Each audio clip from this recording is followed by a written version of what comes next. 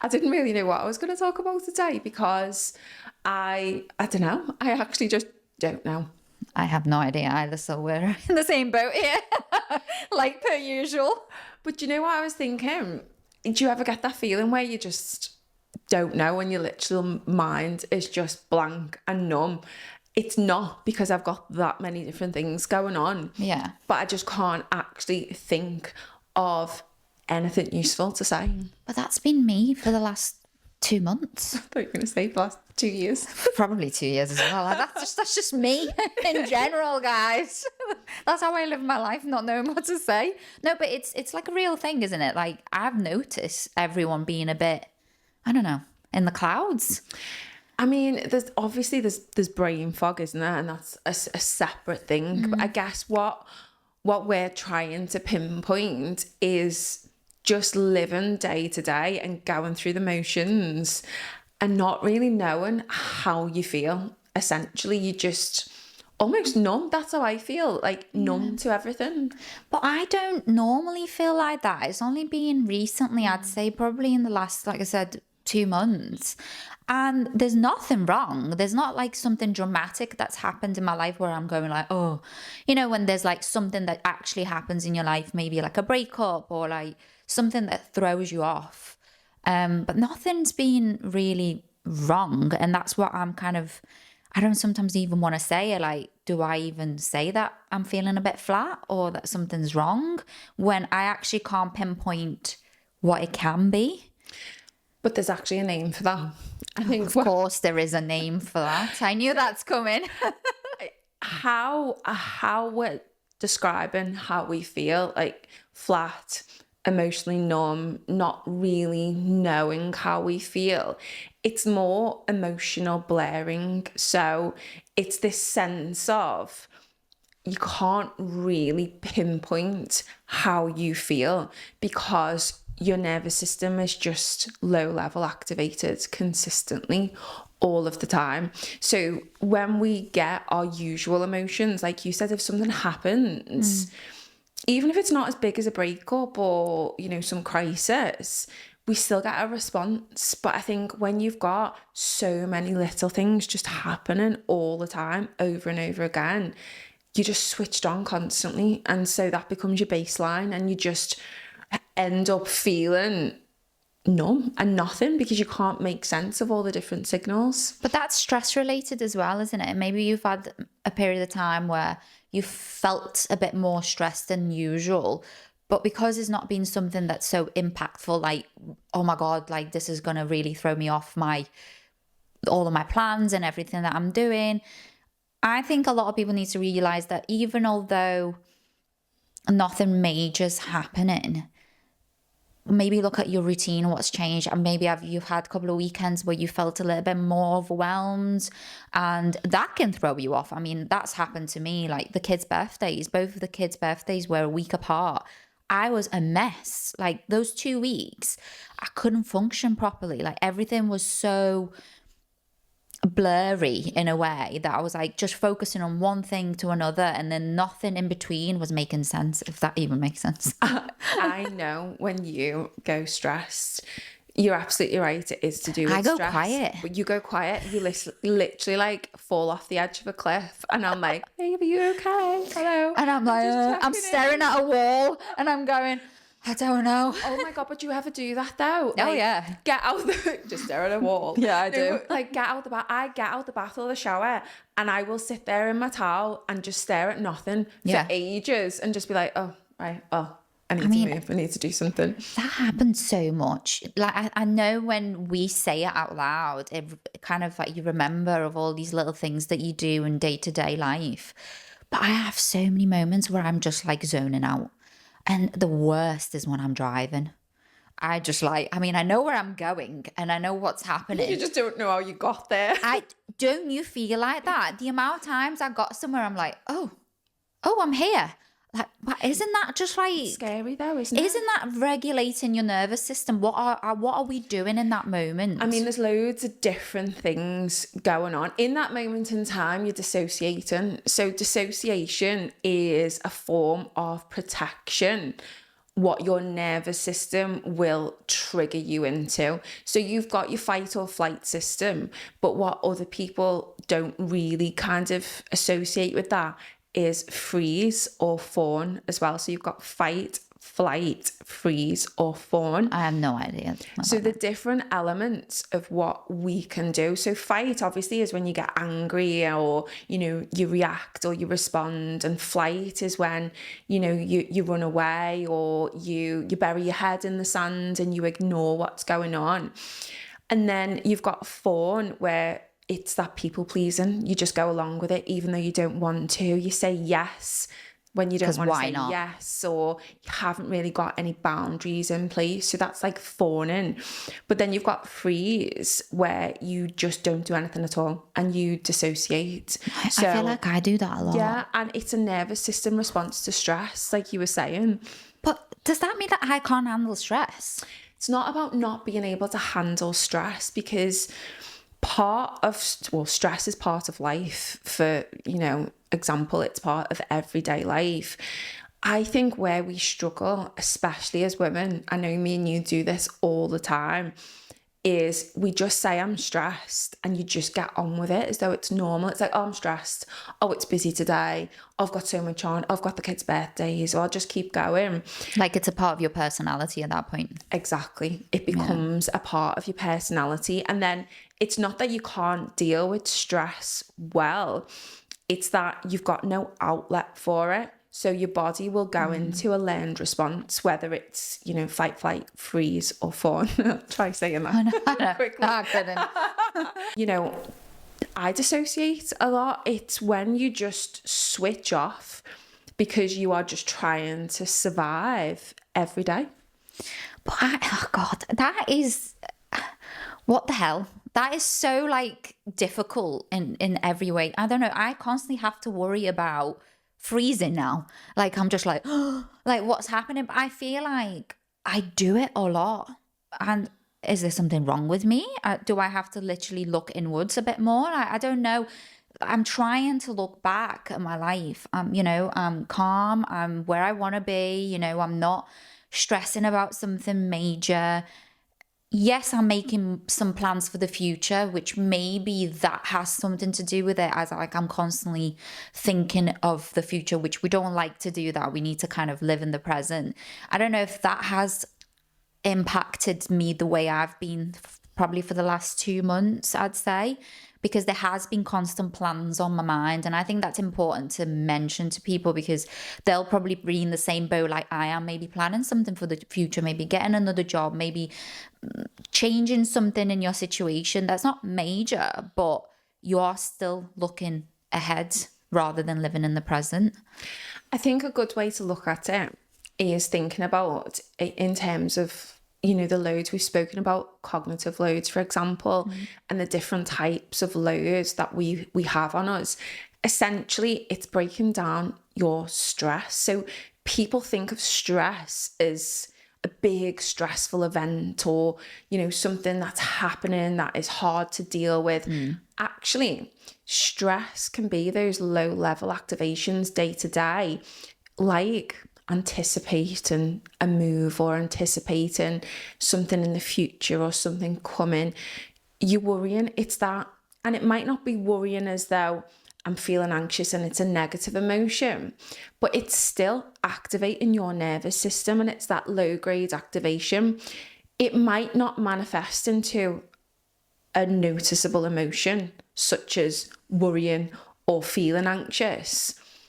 It might just be subconscious, so you're just running through the motions, but our body still responds to it. Our biology is primed to respond to it. The more that you're in that state, the more normal it becomes. So your baseline shifts from low stress activation quietly to medium stress activation, and then it might be chronic activation of your stress response system, where your stress hormones are constantly switched on, but they're not registering in your mind because you're so used to functioning like that day to day. I've got a good example about this, actually, now that I'm thinking about my last couple of weeks, months. Everyone says, oh, why are you stressed about? And I'm like, I know I don't have, I know on the surface, because we're talking here surface level, because there's somebody that doesn't maybe know you very well. Like you would know, you would be able to pinpoint where I'm maybe dealing with something stressful, or maybe I'm in my mind a lot and I won't say it. You'll be like, you're not like yourself. But a lot of people will be like, well, you've not got anything to be stressed about. You know, you've got a nice life. You know, you don't, you're not going through something traumatic. But I think that's where the problem is, because you're not bringing it up to the surface to people. So you're not walking into a room and be like, I'm stressed. You're not like, that's not like your intro when you meet someone. They don't see it as like, what's she on about? Like, what do you mean she's stressed? Does that make sense? So I feel like when you kind of are managing it to a certain point, but then you know that inside you're not feeling great, you know something's off, then how do you even explain that? Like, how do you even put that into words? Like, I'm stressed, but I feel stressed, but I don't know why I'm stressed. It's like, it's actually quite difficult to understand. It is really difficult. And I think as well, if you can't understand it in yourself, trying to explain that to somebody else is nearly impossible. But what it taps into as well is how we feel about ourselves, because what a lot, if not nearly all women do, is they'll tie in their sense of identity to being the strong one, to being the one that manages everything, to being the one that runs the household or organises the kids, or, you know, whatever their role essentially is in life is their identity. So feeling as though something's wrong, actually admitting that, is almost like a threat to their identity. And this is subconscious. This is not thinking, you know, oh, everyone else is going to look at me in that way. But this is thinking, if I admit that I'm struggling, then that almost is an attack on my identity. I'm not the capable one. I'm not the strong one. But that's the battle. That's the internal battle that we're always struggling with, aren't we? How do you even bring that up? You know, you seem fine on the surface, but how do you even bring that up? That, I think that, I mean, anyone can relate to that at this point. I think we've all been there. And it's very obvious when you know that there's something wrong or something's happened, and it's very in your face. But when you don't say anything and you just kind of plod along, you know, you're just doing your own thing, but you know deep down that just something's just not clicking, and you just cannot pinpoint, like you using that, you know, saying of like, I just can't pinpoint it. And that's when I normally that's when I zone out a lot and I freeze, because where do I even start? Like, how do I even open that conversation? Just say, oh, I'm just feeling a bit off. Like, what do you do? I think as well, this is so important for women in their 30s. I think this starts around your 30s, and a lot of women will think, you know, is there something wrong with me? Is there something physically wrong with me right now? You know, am I not happy in my life? Is this, you know, they start questioning, is this where they want to be or who they want to be? And to come back to what you were saying about naming exactly what it is when you've got this fuzzy feeling, I think a really good place to start is actually thinking about the different demands that you have on you and categorizing them. So you've got, you know, your cognitive load is your planning, your organizing, your day-to-day tasks. You know, you're thinking what bills are to be paid, what jobs are to get done, what's on your to-do list, you know, what have the kids got after school today. That, I think, for a woman takes up the vast majority of your day. So prioritize your stress, thinking, okay, well, what's on my cognitive load today?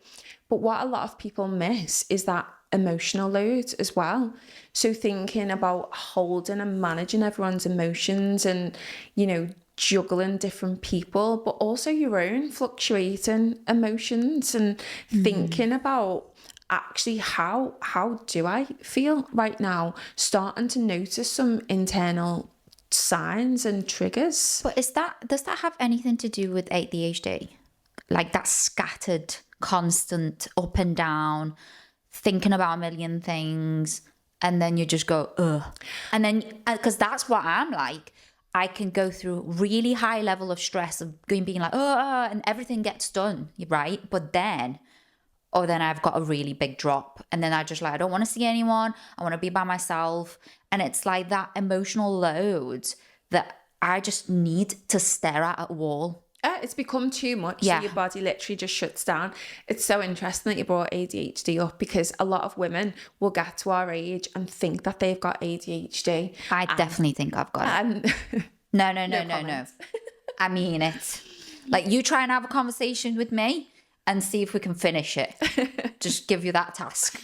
Well, I think a lot of this as well comes down to this idea of social media being like a diagnostic tool for people. People will watch a 60-second TikTok and be like, that's me, I've got ADHD.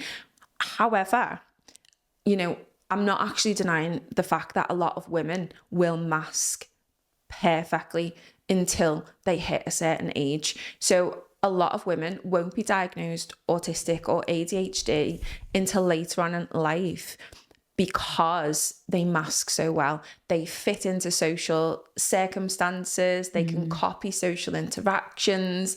They've got that high level of intelligence to be able to camouflage into different Or situations. emotional intelligence. Exactly. I think that's a big one, because you can sense, like what you said, when you go into a place, you can feed onto the energy that's happening, and you pick of like, oh yeah, right, I'll sit there, like, because that's great. I can sit there for a while.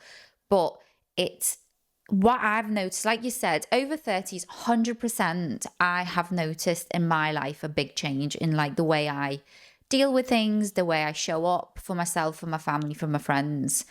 And it's definitely been more low phases where I felt like I've gone down, but not because it's anything to do with depression or feeling sad or anything like that. It's more to do with like, I actually have to sit back now and analyze what's happening and what makes me happy, what doesn't make me happy, how I want my life to be in the next couple of years. And I think you do question more in your 30s. Like you said, in your 20s, you're not gonna, I feel like a lot more people in their late 20s are questioning a bit more nowadays, where we didn't until we hit like a certain age.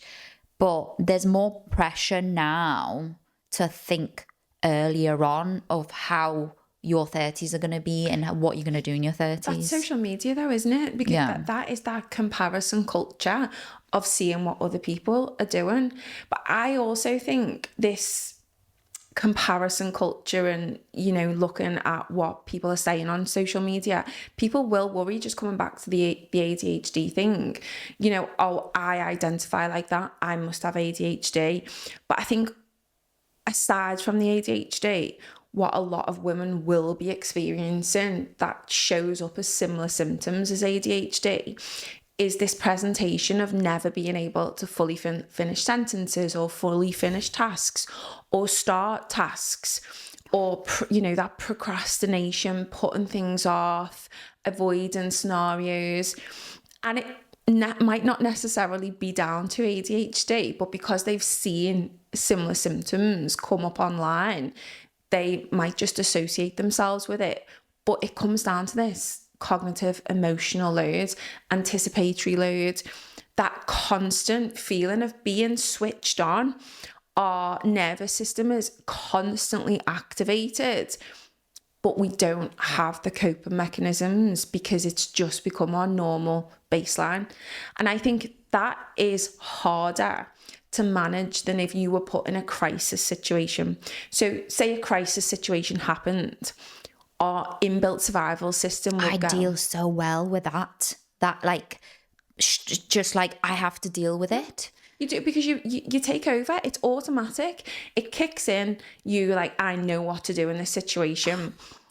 But I think what we're describing is worse, because like you said, there's no visible thing that's wrong. You've just got this rumination of something's not right, but I don't want to verbalize it because I almost feel guilty because nothing is apparent. Yeah, I mean, sometimes I can get that bad to the point that the doorbell rings and I'm like, can't be asked. Not today. I'm just not answering.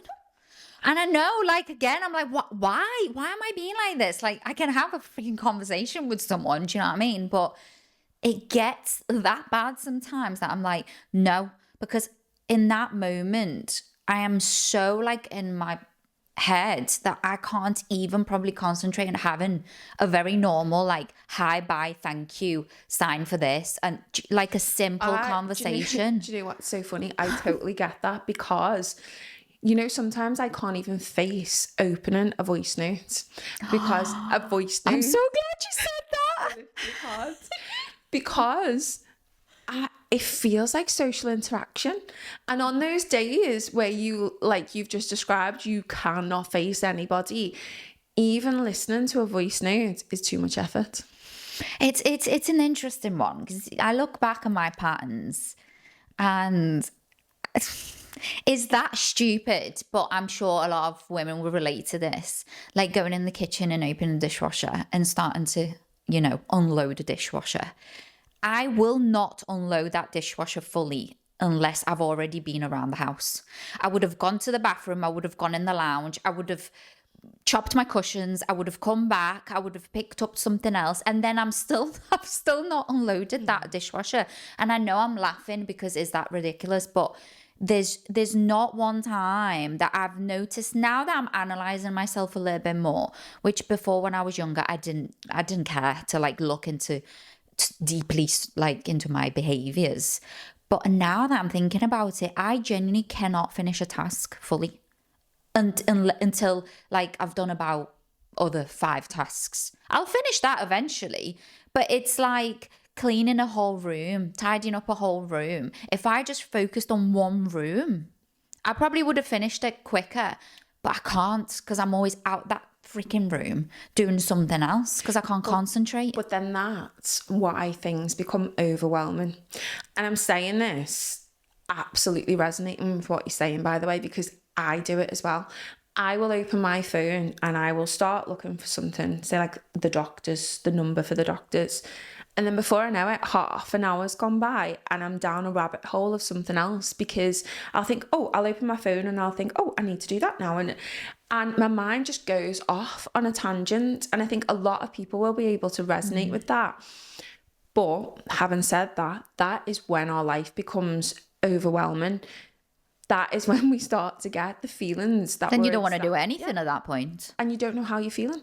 You don't know how you're feeling. You don't know where to start. You don't know, what is going on in your life. And that compounded over time. So if you're doing that every single day over a period of months or years, that's when you start to get this feeling of, I'm feeling flat. I don't know what I'm doing. Something's not right, but I can't really put my finger on it because it's your subconscious, it's your nervous system telling you, I can't carry on like this anymore. And that is where burnout hits. I think our bodies are so clever. I always say that your body will let you know how you feel before your mind because your mind can tell you completely different things. But genuinely, my body's always stopped me. Like whenever my mind has been running with whatever reason, like whatever I'm thinking about, my body's been like, nope, mm-mm. Or maybe feeling like really tired or getting a banging headache, or my body's always stopped me from like overthinking when it becomes unhealthy. I don't mean like every single day, but when it's been a period of time where it's just been constant, my body always just goes, no, that's it. You need to take a break. I think that's so interesting because it's being in tune with those signals massively. It's like I said to you the other day, I was in this house and I started overthinking. And you know that feeling when you're starting to spiral and does your mind ever like fire off and then this and then that and then I'm gonna say this and I should have said that and what about this and before I knew it I thought, wow, I'm literally going to explode. Yeah. And if I didn't get out the house, I probably would have picked up my phone and maybe started, something that wasn't quite healthy for that moment in time or any moment in time. So I had to get out the house and I put my headphones in and I literally marched for an hour on my own, blasting music. And you know what? I felt so much better, but it's getting it out your body. It's like releasing the emotion sometimes before just trying to make sense of it. Well, that's what happened to me last week when my youngest was really poorly. I basically have not left the house for 4 days straight. 4 days. Imagine not leaving the Crawling the house. walls. No, I'm being dead serious. And I genuinely thought I'm depressed because I felt so down the whole week. I can't sit still normally. So for me, yes, I like my quiet time and like not socializing every 5 minutes. But this was like taking it to the next level. And I literally, the first time I got out of the house, and by the way, I didn't go for a walk or anything. I got out of the house in the car because I had to be somewhere. I was on the phone with somebody, and at a junction, I've lost the plot.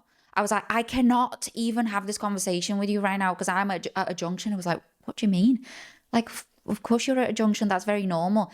I feel because I've been so secluded for 4 days, as soon as I walked out into the world or drive out into the world, I've lost it. I couldn't think straight. It was too much. My brain was all of a sudden too stimulated. And it was like from one extreme to another. And this is why we always speak in this podcast the importance of going out for a walk. And I know it's such a damn simple thing to do, but go for that walk. I don't know, just go for a little walk, even if there's a little bit, even if you go down the road and come back. It's so important because if I would have gone for a little walk before I got out into the big world, I probably wouldn't have felt like that. And it was a genuine emotion. I got home and I nearly started crying. I was like, what is wrong with me? 4 days in the house and it's like I've gone crazy. And it just reminded me that for me personally, it's very important to move my body. Because if I don't move my body and I don't get out and about, I literally just go crazy. But I mean, it's so simple, but it's so effective. And this is the thing, what I think a lot of people don't or won't allow themselves those small moments to themselves because they feel guilty or because they say they haven't got time. But what happens is it builds and builds and builds. And I know that's just such a small example, what you gave, 4 days, but it's an important example because a lot of people spend more time alone, isolated. And I think a huge part of really taking care of yourself and owning your self-care is acknowledging those small sustainable actions are going to do far more for you. You're going to be able to implement them easier. They're going to have far more of an impact, even though you don't recognize it at the time. But if you do hit burnout, the interventions are much stronger, they last longer, they're more specialist, and the impact on your life is much more severe. So I think really getting in tune with your body and how it connects to your mind is so important because a lot of our overthinking, we tell ourselves those stories, don't we? We make up stories about ourselves and other people. And if we don't challenge those stories, then, it can form a really unhealthy, negative narrative in our head. But also, that brings me back to why do we have to wait for such a big event to happen in our life or a tragedy or something to do something about it? Because that's one thing that I've noticed. Like, oh, let me hit the gym or let me go and have this big, massive transformation. Why? Because something bad has happened in your life. Why can you not do that daily for yourself? Why do you have to wait for something tragic to happen in your life to kind of go and do something for yourself? Because I've noticed that, by the way, like we can fall in that kind of hole where, oh yeah, whatever, I won't do this. And then a couple of weeks have gone past and you're like, oh shit, now I feel really, really rubbish because I'm been slacking at this. And then it's kind of like waiting for this bad thing to happen in order for me to get out and do something for myself. I don't know if you've ever felt like that, but I've noticed quite a bit of people do that. Completely. I think people lose themselves in other people. And I say that in a way of, it's not a conscious decision, but I think people who have low self-esteem, which is the vast majority of people, by the way. Low self-esteem, maybe they're not very confident, maybe they've lost themselves along the way, or people pleasers. A lot of people pleasers will lose their sense of self and their sense of purpose because they're always trying to fit a mold of somebody else. And I think a lot of people just will fall into the trap of that day to day, I'll just get on with it day to day. I might not be happy, but I'll just get on with it. And slowly that erodes your sense of identity until something big happens and it shakes you up a little bit into thinking, who am I? I've completely lost myself. I've completely lost my sense of purpose, my sense of identity. Or you might meet somebody else who sparks those interests that you might have lost, or the parts of yourself that you'd forgotten about. And that triggers that sense of, becoming a new person, but really you're not. I think a lot of people just lose themselves along the way. That's why it's so important, baby steps. I think we've said that every episode, but that's literally take it easy, slowly, every single day, rather than having this big, massive transformation. I feel like whenever we do that, it never lasts very long because it's like, well, it's just for the effect at that point, isn't it? It's not a daily conscious decision that you're getting up and doing something for yourself. It's more like I have to do it now because if I don't do it, it's the end of the world. So I think we should rename it. I think we should rename it from baby steps to conscious choices. Yeah, daily. Daily conscious choices to do something that aligns with you.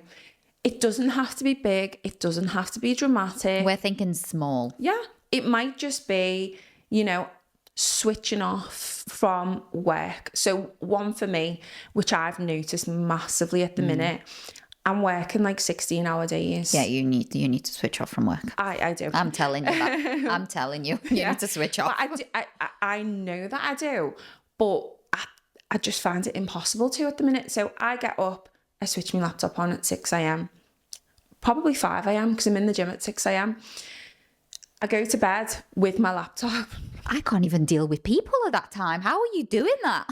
But that's a conscious choice I make for myself. Now, a lot of people will say, oh, how can you go to the gym at that time in the morning? I have to, for me. And I have really understood that is something that I consciously choose to do for me. Do I love it? No, not at the time. It's absolute hell. But I know that is something that will benefit me overall. And in the long run. Yeah, in the long run. And I see the benefits of it, in my health, in my well-being, in my mood, in my social connections. It's good for me, but I have to consciously choose to do that. Just like I might now have to consciously choose to switch my laptop off at 6 o'clock at night instead of 9 o'clock at night. You have to make those conscious choices. Yeah, I mean, I suppose you have to make decisions and decide what works and doesn't work for you. Like, I've learned, because I used to say this to you all the time, then I was like, how on earth are you doing this? Like, you're getting up at 5 o'clock, you're going to the gym, then you work all day, then you're being a mum, and then it's just like, I just couldn't fathom, because you're such a, like, early bird. For me, in my opinion, that's like completely hell on earth. But I understood that about you very early on, because I could just tell that you needed that in order for you to function properly that day. Where I'm completely to the other spectrum. I'm literally just like, I get energy in the evening, but that's because I'm not waking up at 5 o'clock in the morning. So there's like obviously differences there. So I could literally have loads of energy at like 8 o'clock at night, and I'd be way much more productive in those couple of hours than I've been all day. Just because in the morning, it's like starting an engine. And I'm being dead serious. It's a raw. Like, I'm going into the cars now, because you know what I'm like, my brain just goes to cars. But you have to let that engine warm up in order to function properly, in my opinion. It does. You have to wait for the revs to go down before you go. Tickle the engine. You have to tickle the engine. But that's exactly what I'm like. You cannot do anything in the morning. Tickle the engine. Anyone that's into cars will know what I mean. You have to wait for the revs to calm down before you go. But that's what I'm like. Imagine me in the morning. I'm having my coffee. And then if, God forbid, I can't have that coffee in peace. And I have to get up. And then, like, whenever I've been late, for example, or slept in a bit more than I normally do, my morning is hell. Because then I'm just like, I can't even have a sip of coffee. I can't even do anything in peace. Then I'm just running. And then I'm just sitting in the car going, like, what's going on? But I have to be like that in the morning for me to be productive. Like, if I don't do that and don't give that time for myself in the morning to wake up properly, then I will have a shit day. But that is knowing yourself, and that it's your conscious choice. And by the way, I just want to say, the point what you made about sleep patterns, people have their own circadian rhythm. That is normal. They're totally different for everybody. So if you can't get up at 5 a.m. and go to the gym, don't beat yourself up and feel guilty about it, because it may just be that you're a night owl. It's like, work to what your body tells you need. But also, if you just find yourself that you're not consciously choosing to do anything at all, then there's an issue there. Obviously, this is what I'm trying to pinpoint here is like people that watch those 60 seconds reels, online and see somebody, I'm up at 5 and I'm marching down the street and I don't know, ice baths and freaking God knows because what people do nowadays. Oh, sit in front of a red light. And I'm like, I'm not being funny, but in the morning, if I've managed to make myself a coffee, got myself dressed and put some moisturizer on, I'm You're winning. I'm winning a life. Well, you see them all, don't you, on like the vibration plates with the red light mask on, and it's like, yes, I do them sometimes. Start my day with me at 4 a.m. I'm sorry, no. Like, those bloody shark masks that everyone's like using at the moment? I've got one of them. Do I use it every night?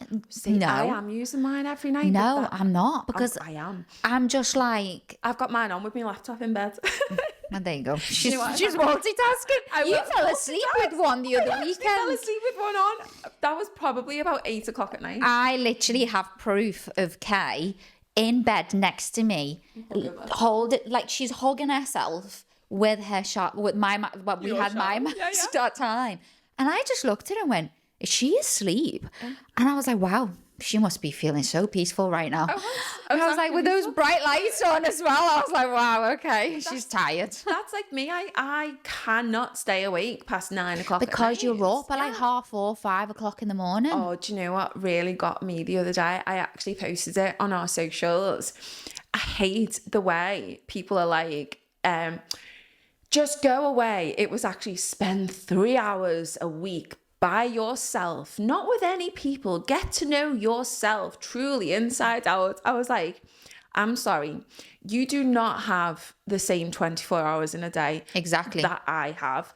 Who has 3 hours a week to themselves? No, but that again, that's a conscious thing. You have to realize that not everyone's life is the same. Like, somebody could just point fingers at you and say, like, well, I'm a mom as well, and I work, and I do this. So bloody what? Like, who cares? Like, the way you spend your day has nothing to do with how you spend your day. Like, do you know what I mean? It's like, you've got to do what fits in your life. This comparison has to literally go, because this is what I'm noticing. Everyone wants to be like everyone. Why? Why do you want to be like everyone else? Why do I want to wake up like you at 5 o'clock in the morning? That's not going to benefit me at all, because I know it won't. I can try and stress myself out to wake up at 5 o'clock. Will I be miserable? Yes. So, like, I'm just thinking of us whenever we go away together. It is so funny. Hold up a minute. That's the only time that you're going to get me up. I am literally like, good morning. If there's a flight and a plane ticket involved, I'm there. But that's it. That's where my limit is. Aperol spritz for breakfast. I can't do them for breakfast. Ooh. We've never done them for breakfast. No, we haven't, but I'm thinking of one now. I don't think, have we ever done alcohol for breakfast? We've never done alcohol for breakfast. Do you know what? It just doesn't suit me. It really doesn't. I can't. I'll go back to sleep. After one, I'll be like, right, see you later. Yeah, I think I'd be asleep as well. No, it just doesn't suit me that. I think if you can take anything from this episode today, it's just more like just stop comparing yourself and look inwards maybe at, your daily habits. And if you do feel off, like myself, like how I felt off in the last couple of months, maybe just acknowledge that it's fine. It's maybe your nervous system's preparing you for something, or just calming down from something that you've been through in the last couple of weeks. I think totally agree with everything. And I think conscious choices, but also acknowledging what you are actually managing in a day. Realistically, sit down, if you've got time to, and think about all of the different tasks that you are holding and managing, no matter how small, because they build up and build up. And like I said, it becomes your normal, it becomes your baseline, and that isn't healthy, because if you're pushing your baseline up and up and up, at some point you are going to burn out, because actually cognitively we can manage so much more than we can physically. So you'll be burning yourself out physically while your mind is still thinking you can push through it. And we have to bring awareness to where we're at. I think a lot of people will be shocked when they put down that on paper or notes or whatever. If you don't like writing, I just do my notes, because writing with a pen is too much for me. I'm voice noting everything now. It's brilliant. Do you know what? You've said that before, and I should really take that more, because you know what I'm like on voice notes. I can be there for ages. I'm actually looking for an AI assistant at the minute. I can direct you somewhere. There's something that's coming out soon. I need an AI PA. That's what I need. In fact, do you know what? I don't, because I'm going to practice what I preach. I'm going to start. Just go straight to AI. Yeah. No, I'm going to start managing my lows, and I'm going to make conscious choices to reduce it. Because the way I feel at the minute, something's going to give. I think we just leave it there and just think about that in particular. Like, how much are you managing every single day, and what can you swap in a day that will make you feel less stressed, less overwhelmed, and maybe put that to another day, maybe where you don't have that much on, or whatever it might be. I just think not a lot of people stopping to look at their life and dissecting it, if that makes sense. It makes total sense. I'm going to add one more thing onto that as well. Make one conscious choice to do something that makes you feel alive every day. Because I think people will think about, oh, I want to be less stressed, I want to be less stressed, in the context of what we're feeling, when you actually don't feel stressed, you just don't feel anything. Do something for you that makes you feel a little bit more alive again. Like me stomping around with music blasting in my ears made me feel alive for that hour. So that's me normally with taking a drive and putting my windows down and just feeling like, yeah. But yeah, I think that's it for today, guys.